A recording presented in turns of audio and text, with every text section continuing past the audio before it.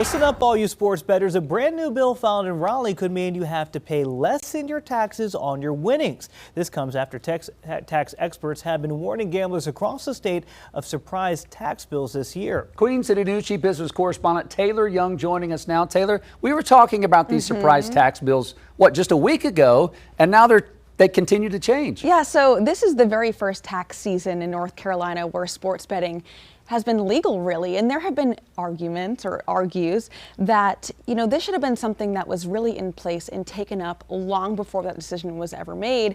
But here we are about 1 week into the 2024 tax season, and this legislation is being discussed. And if this is passed, this is going to be a big deal. This could save a lot of people money in the long run. So just to kind of go back to how we got here, as it stands right now, unlike on the federal level or in other states, North Carolina does not offer bettors itemized deductions for their losses. That means those who bet on sports will have to face a tax on their winnings, even if they break even. And to put it simply, if you were to win $10,000 over the course of last year, and then you also lost $10,000, so you broke even, you would still owe the state of North Carolina about $450. But what this new bill would do is allow bettors to deduct those losses. Now, I did speak with a tax expert who says this move is not only fair for bettors, but will also prevent confusion across the board.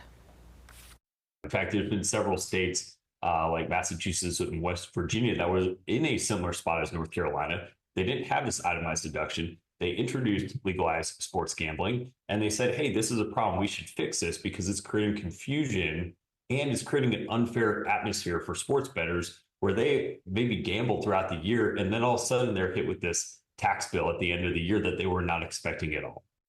Now, I do think it is important to note that you do have to itemize in order to deduct these losses, which I do think might be kind of an extra step that not many people will choose to do. But I will say that tax expert that I spoke with, he says they have found in their research that states who change the legislation like this, they do see an uptick in people who sports bet actually choose to itemize. So if this is going to be passed, he does foresee that more people will choose that route. Probably a lot more people requesting his services too to help them itemize their stuff. Taylor, for people who are maybe an early starter or looking to do their taxes, does this impact this year's taxes? So it does, actually. Really? This is retroactive.